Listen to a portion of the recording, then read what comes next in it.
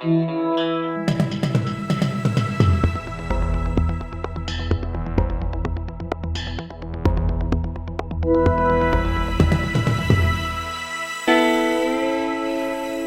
again with part 2 of the Michael Chugg Batuta Talks interview. There's a pretty interesting one. There's a lot of history in these two podcasts, both 1 and 2. Last week, Chuggy spoke about, the golden days, the glory days, the early days of his career, his relationship with Mr. Gudinski and other music promoters, and of course, other famous bands. Chuggy is responsible for a lot of the successes we've seen from Australian musicians over the last 4 to 5 to 6 decades, and he's only just getting started, as you'll hear in this next installment of the Batuta Talks interview. Thank you for tuning in. When you got into the game, you spoke about how 4 or 5 nights a week there'd be gigs on at places. That's how you discovered artists, or you'd get the paper, or you'd listen on the radio. The 2 of the names you mentioned there, Shepherd and Lime Cordiale, when you first signed them, how did you come across them, or how did you discover them? Lime Cordiale, Brian Brown, the actor, hassled the fuck out of me. I didn't want to get back into management. I'd given up management in the 80s. I wanted to get married second time. I wanted to concentrate on Frontier. I'd come very close with the church. I'd come very close with the Sunny Boys. But I gave up managing everybody in about 83, 84. I didn't see myself doing management again. Yeah. Obviously, I got involved with Thorpe in the late 90s, but that was more a friendship, and he managed him himself, and we just worked out what he wanted to do. But so Brian Brown rang me. I in the 90s, I became, through the fact that Frontier promoted their first ever tour, I ended up pretty much touring the world with Yossi Indy for a good 12, 14 years, even to the fact I took Gormal to America a year or 2 before he died. So I was very heavily into that situation. And there was a PNG keyboard player, a master musician called Baruka Tao, who joined Yossi Indy. There were 2 PNG guys in the band. And about the time that Brown was hassling me about these 2 blonde kids from Scotland Island. Yeah. Baruka started to ring me about these 3 kids, 2 sisters and a brother who lived in PNG. Father was a big lawyer up there, still is. Anyway, my second wife had lived in PNG, so I knew all about PNG. And if you were a white kid up there, when you got to puberty or a bit older, you were out of there. It was too dangerous. So he'd been teaching these 3 kids to sing and play, and he started ringing me and hassled me, and I didn't want to know. He said they're singing, the harmonies, they write good songs. I didn't want to know. Anyway, eventually he talked me in. Their father flew them down from Brisbane. They were living in Brisbane by now, to Sydney, where our offices at the time, Chugg Entertainment, was in Crown Street, above Toko, the old famous Japanese restaurant, Anyway, I thought, fuck it. So I said, fly them down, 3 kids, and they weren't that old. I mean, they were very young. And they can do a few songs in the back room, knowing that Susan Heyman and people like that who worked for me, Ingrid Hawke, a lot of people who now have big positions in the industry, were very much the ears of what's going on. Discovered a lot of the acts we tour still do. And I thought, well, these kids will listen to them, and that'll be the end of that. Anyway, they came in, they were nervous. Emma, the youngest one, did a little bit of singing, not much. George and Amy, couple of songs. The harmonies were fucking unbelievable. And you know, they were nervous as shit, obviously. So after they'd gone, Susan and the others said, they're interesting. They're really interesting. And, of course, Emma, who couldn't play bass, Veruca taught her to play bass in about 2 months. She's now one of the best female bass players in the world. But so that was like, oh, okay. And then Brown kept hassling me, and Lime Cordial were playing in the Black Bear Room at the Metro in Sydney, the back. Yeah. Not the Black Bear, what's it called? Black Bears in Brisbane. Anyway, it could have been called that. So I went, there's a guy who used to work at EMI, Russell Thomas. He's now one of the biggest record pluggers in the country. So him and I went down there one rainy night, and Lime Cordial were playing in the back room. I walked in, there were 200 of the most beautiful women you've ever seen in your life going fucking nuclear to this band. And they're playing brass, and the two brothers, it turns out, you know, conservatorium trained. Mother's one of the best cello players in the world. Father makes great movies, right? So it was like, fuck me, something going on here. Then I got a call from Ian James, who ran Mushroom Publishing. I'd known him when he was just a young man working at APRA. He became a heavyweight at APRA, then Gadinsky poached him to run Mushroom Publishing. And we were great friends. And he rang me and he said, there's this young guy in Brisbane who's one of the best young music guys I've met ever. I said, really? He said, yeah, he's really, really good. You should meet him. His name's Andrew Stone. And I said to him, well, why the fuck didn't you tell Gadinsky? He said, I wouldn't do it to the kid. And Michael knows that, knew that. It was funny. Anyway, Andrew came down. He had a couple of bands. He had a band called the Griswolds and a band called Geronimo, actually. Or Hey Geronimo, was it? From Brisbane. So we decided we'd start a management company. And then obviously we started releasing the records, and Shepard did a couple of quick tours around the world through my contacts. The old man had booked a gig for the Australian Consul in Central Park, so I rang a mate who ran a big festival in Africa and a mate who ran a couple of big festivals in England. They went around the world. They played in the boardroom at Decca in London. We got a deal. So that's how it started. I didn't intend.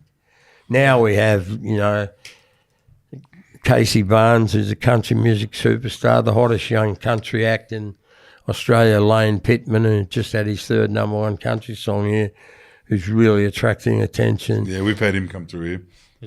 We've had him come through here. Lane? Yeah, we did an interview with him. Yeah. Did you? Yeah, met the whole family out there.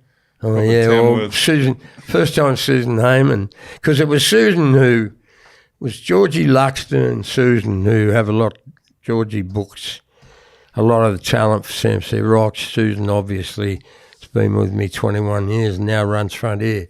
They were the ones who, the Lane Pittman thing.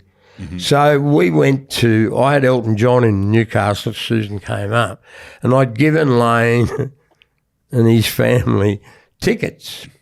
And I said to Susan, come and meet the Pittman family. So we went out and we met them all. And on the way back to the dressing room, Susan said, I want to make a documentary about that family. Yeah, right.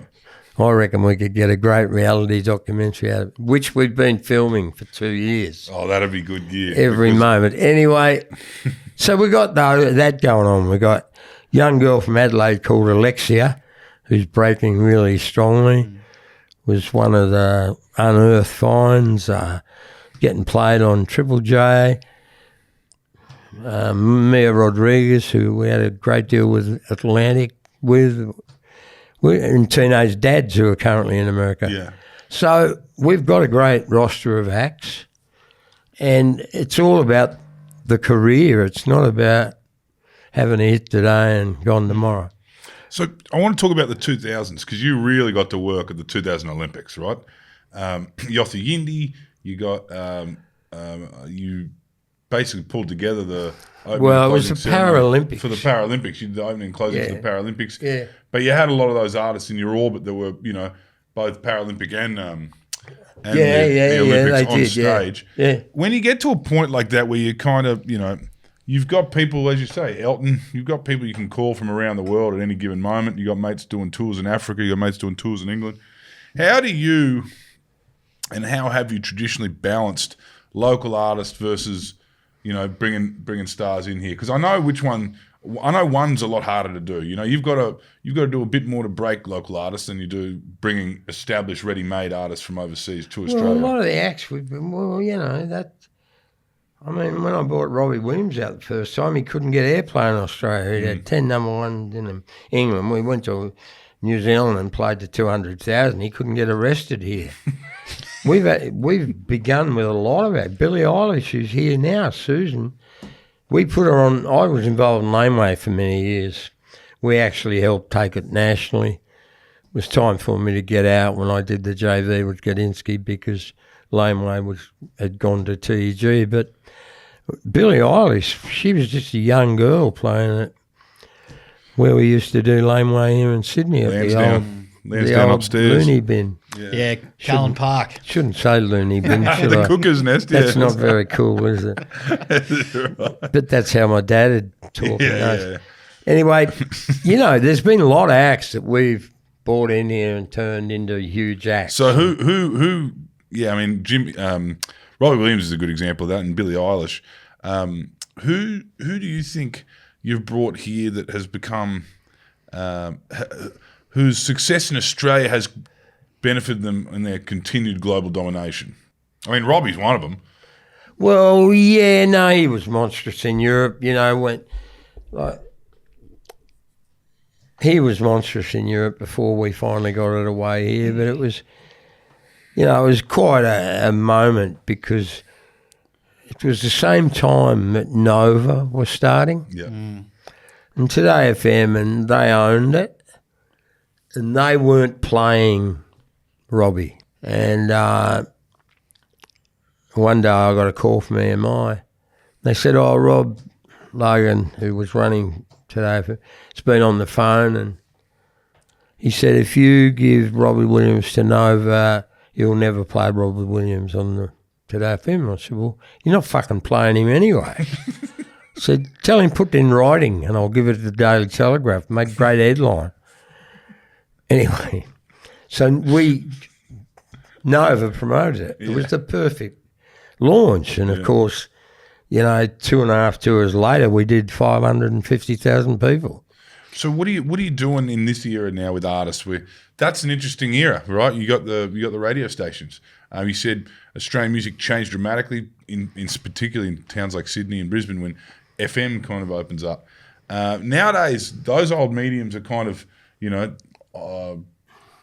taking a backward step behind the social media algorithms. Is that a benefit or a hindrance to local acts? Oh, it's a hindrance right now because we need radio. It's all very well to get your stream. The whole rave at one stage was, unless you got huge streaming numbers, we're not going to put you on the radio. Now that's bullshit. They don't. Of course, everybody got their streaming numbers up, but it didn't change anything. Radio's a big problem, and it's something the government's going to have to address. Streaming's a big problem too, because unless you get on American playlists, you got very little hope of breaking anywhere in the world, including in your own fucking country. So there are a lot of things like radio and like the streaming situations that have to be fixed. And they have to be have you got any out. suggestions for that? Because it's an interesting one. It has made Australia a lot smaller in the world, connecting us at all times to every country that can speak English and play guitar. Oh, no, I don't. Well, see, that's where it's all sort of weird. Yeah. Because there are more fucking Australian acts touring the world than there are playing here. Yeah. Right? Right. And that's been going on for a long, long time. Yeah. When I, really hit home to me when I started touring Shepherd and we started playing all over the world and even to a lesser extent Lime Cordiale. But every fucking where we'd go, there were Australian bands you never heard of. Yeah. Who've been making a living in America or fucking Europe for years. They don't mean shit here. I mean, in the 80s and 90s, Australian acts, I've been saying for probably 30 years, don't sign a fucking record deal in this country. It's the reason we started Chugg Music and indie, because you used to sign to a label here, and the labels, affiliates everywhere else couldn't give a fuck. And that was one of the problems of a lot of the acts in the 80s and 90s. If you didn't get the support of the American label, you were fucked. Michael Gudinski spent millions of dollars. Sports, JoJo Zapp, Split Ends. I mean, Split Ends broke up probably 3 months before they were about to become one of the biggest bands in the world. Yeah, right. And, of course, Crowded House went on and did become one of the biggest bands in the world till American attorney got his hands on them and fucked them up. Yeah. So it's always been don't sign an Australian deal. That's why we started Chugg Music. If you're any fucking good, they'd come to me and say, what should we do? And I'd go, get on a plane and fuck off. Like the Kid Leroy's done that. The Kid Leroy's an example of that. There's a few. Troye Sivan, I guess, in many aspects, is an overseas artist to many. Yeah, a lot of them. I mean, they've gone and lived it. You got to be there. I mean, we became successful promoters as Frontier because between Gudinski and I in the 80s, we gave American agents, they all believed we lived in America because we were there so much. And it's like if you go and you base yourself there, people will take you seriously. And, that has always been a big thing. And there's been a lot of young Aussie bands, especially in the heavier genres that do very well in Europe, but don't really do much here. And there's a lot of acts touring the world right now. It's getting harder, of course, at the moment with the dollar at 60 fucking cents. Yeah, it does seem like there's a much, much narrower pathway for young artists in Australia coming up. Like you were talking about how the big acts, every few months it would change over back in the day. Like they'd be rolling through. Whereas now with the decreased radio listenership and Triple J becoming super highly concentrated, the last Hottest 100 we saw was mostly overseas acts. Unless you've kind of got an in somewhere, it feels hard for a young group who might be doing great things to break through. Even the artists it's not tough. You got to, the artists you did mention before, both of them had a line on you. You know what I mean? Shepherd and Lime Cordial had a line on you. What would you say to a young bunch of blokes from Launceston? What would their path be? Well, I mean, they just got to keep working it. Yeah. It's like, it's like anything. Whatever you want to do, whether you want to be an author or a muso or a chemist or a fucking scientist or whatever, and you believe in what you want to do, you just keep banging your head against the fucking wall and eventually the wall falls down. Yeah. And how many times do you hear that in a slightly different language from young sporting stars or, people who wanted to do something? You got to just believe in doing it. Like I would, I say to young kids now, I want to get into the business. I said, well, go and get one of your local bands and put them in the local pub and away you go. Do you do you remember any given moment where there was a band with a completely different sound that everyone was kind of writing off, but they believed in themselves to the point where... Well, sure, we're a good example of that. Yeah. Skyhawks in Melbourne. I mean, they were so fucking different. But, of course, the songs, it all comes down. Yeah. These young kids from Launceston, if they've written a couple of great songs, they're away. It's all about the songs. What about presence, stage presence? Does that play into the mix? Like big time, It's like it took me 2 years to teach Louis Lineback how to sing into a microphone. Seriously. Yeah. Yeah. It's like, Andrew Stone listens to the songs and I look at what's going on. Yeah. And between us and with some of our team, like Mark Mugridge, who's lived all over the world, you get the package together. It doesn't, you don't. If you make it overnight, you're not, unless you're really together and you're not going to last. Yeah.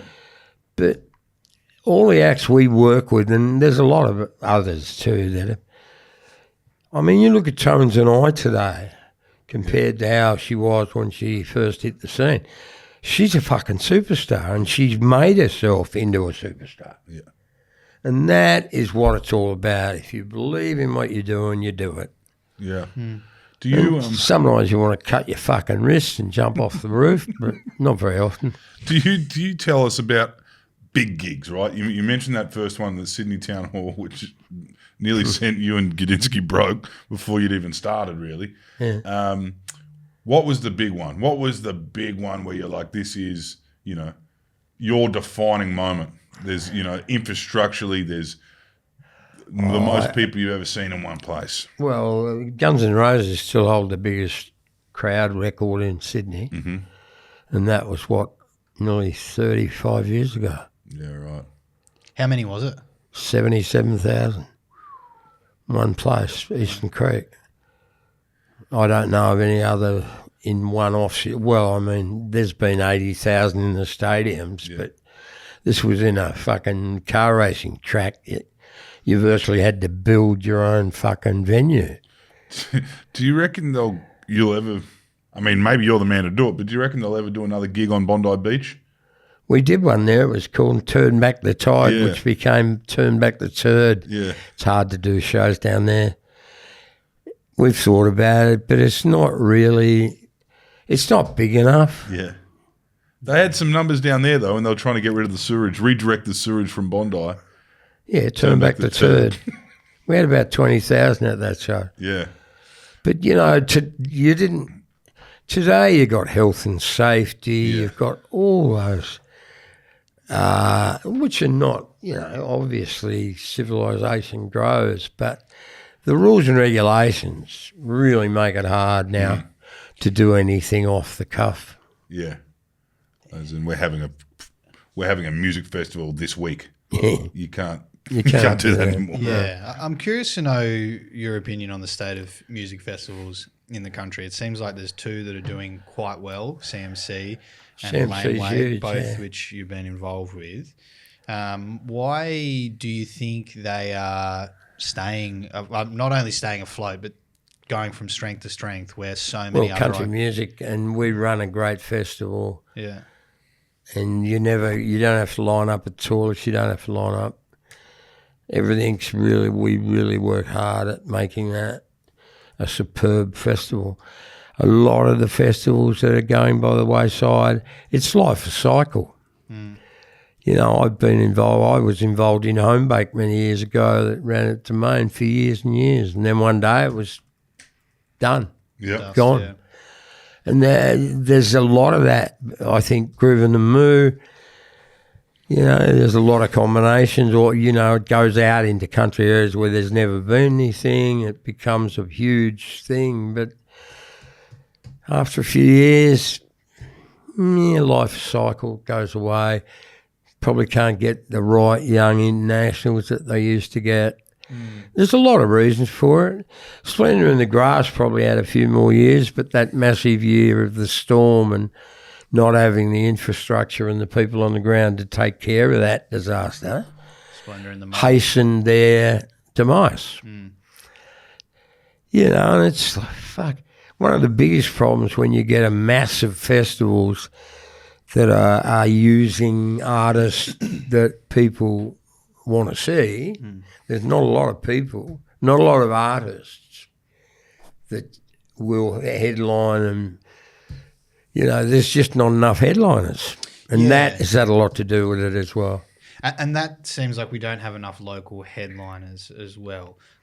No, we don't. They're not available, or they're overseas.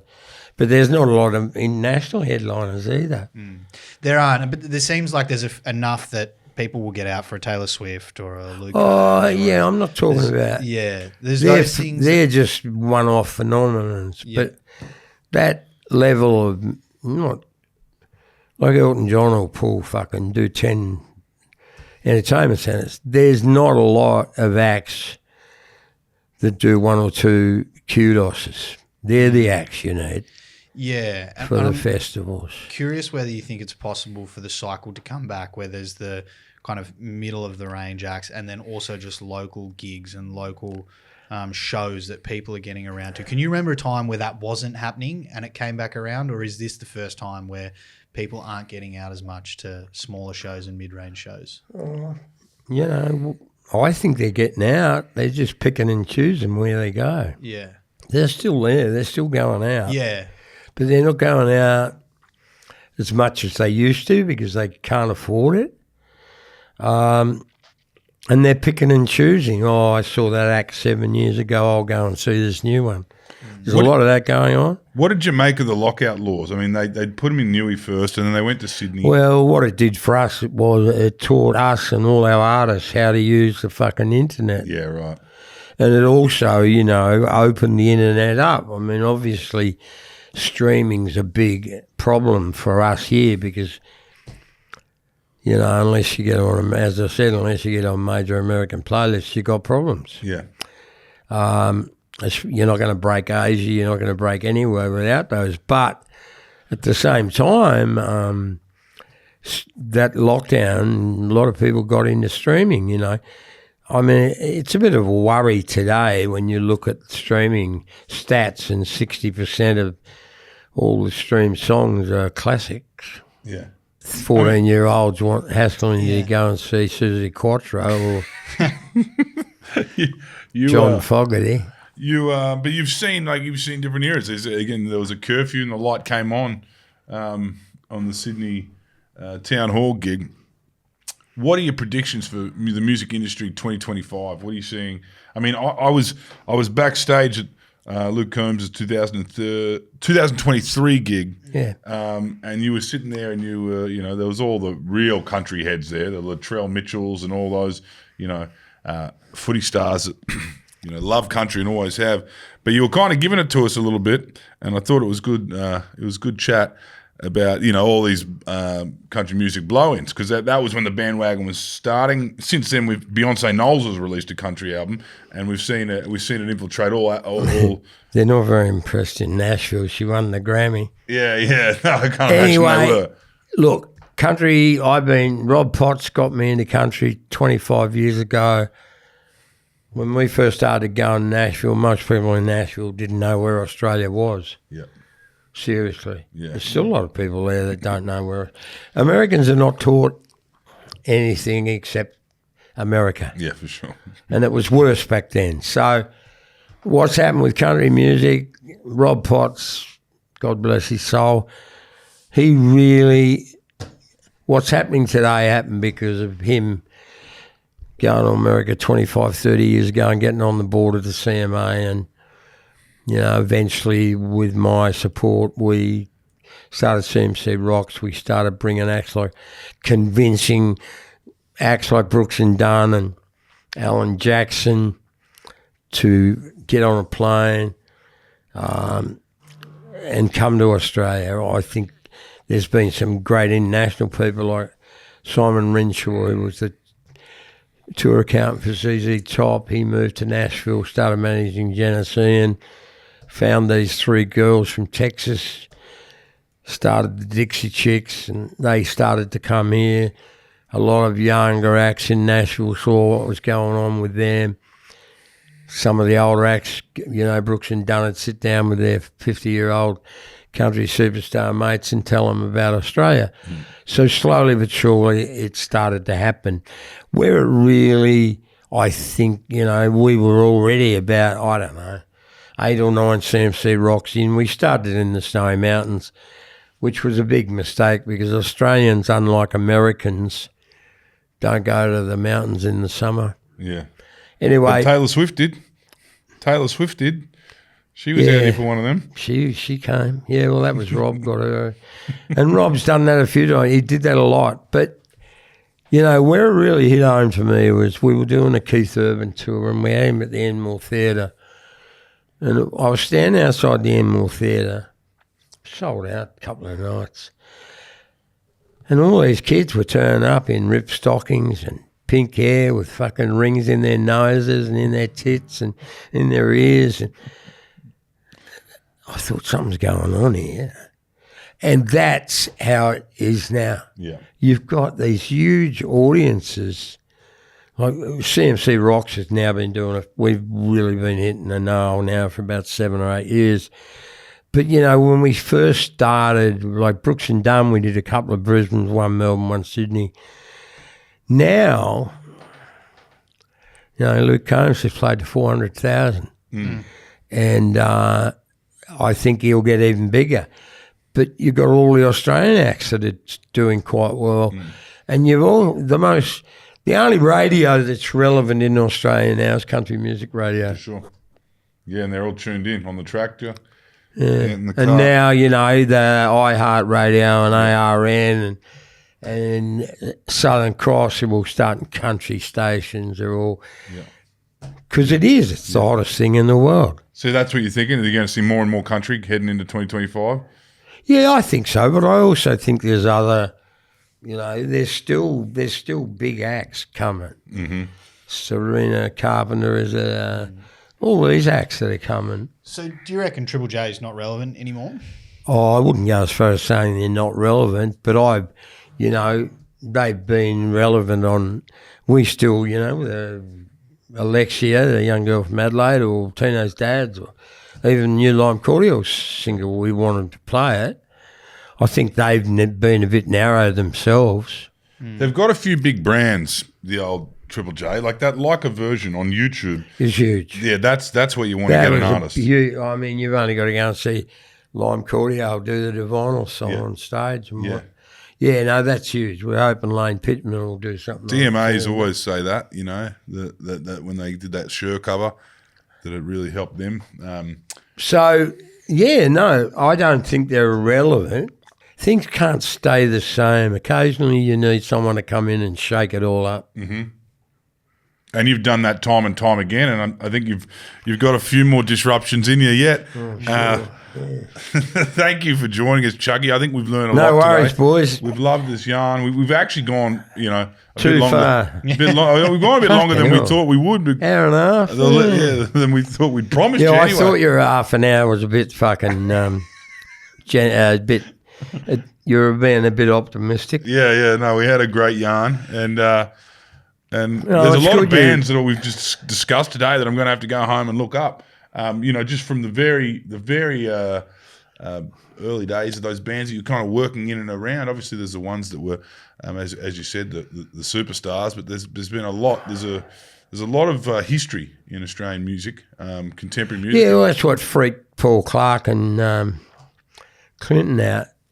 They'd never heard of Russell Morris and fucking The Flies and Larry's Rebels, and you know, they were even vague about Spectrum and bands like that. Yeah. And that's been, you know, that is one of my huge frustrations, and has been 30, 40 years. Not enough people tell the story of Australian music. Yeah. That's why I wrote that book I wrote. It's why I encouraged Gadinsky to write books. It's why I'm really happy when I see, you know, Farnham doing docos, and it's not fucking Long Way to the Top did a huge thing, but no one really knows about the history of our music.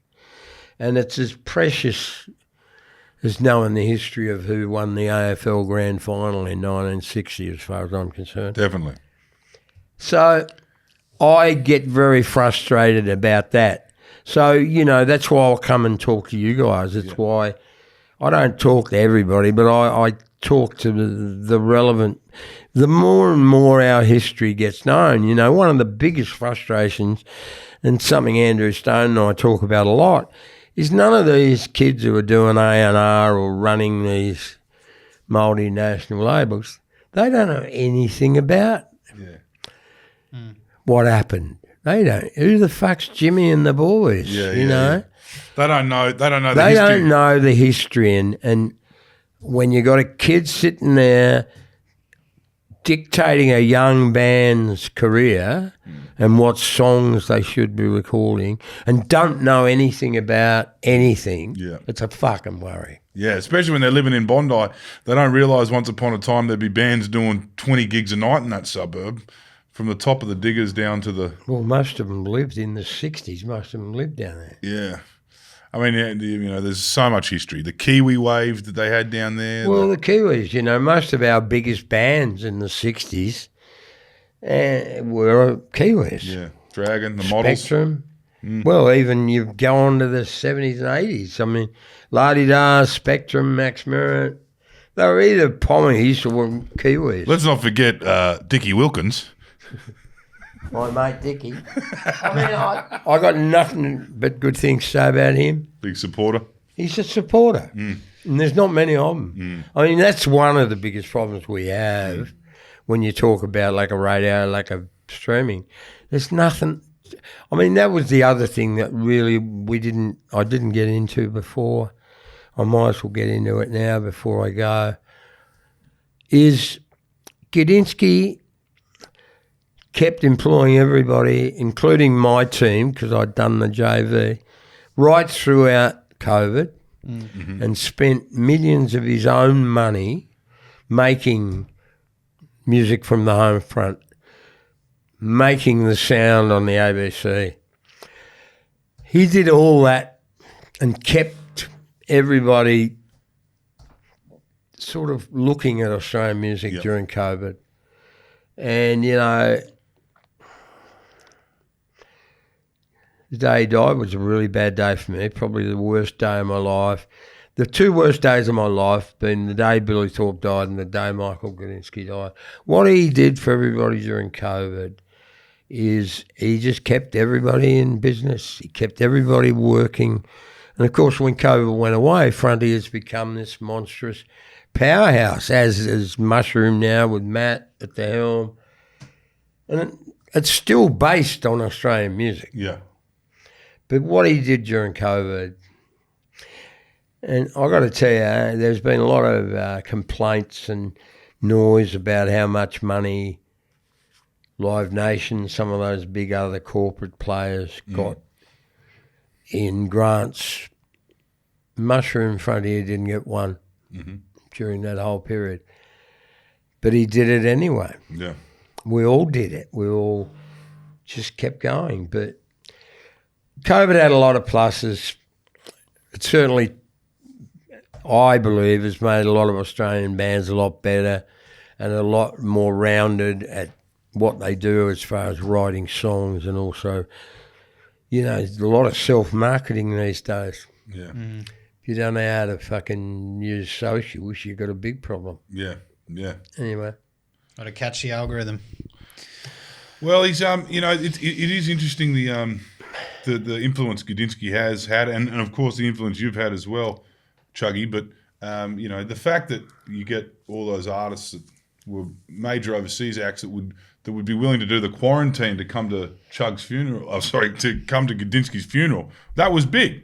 That was big. That Ed Sheeran came and did 2 weeks in a hotel so that he could come back for. Well, you know, Ed and Michael were super, super close. But yeah, there's a lot of moving parts of the Australian music scene, and you're one of them, Chuggy. So thank you. And, No worries, boys. And Good to talk. Yeah, we'll see you at the Arias again this year. Yeah. This time we won't be If you hassling you get for there it. early, you'll see me. Yeah. I don't normally last long. Well, this time you won't have to worry about us hassling you for an interview because we got it. So, Yeah, no way. thank you, Chuggy.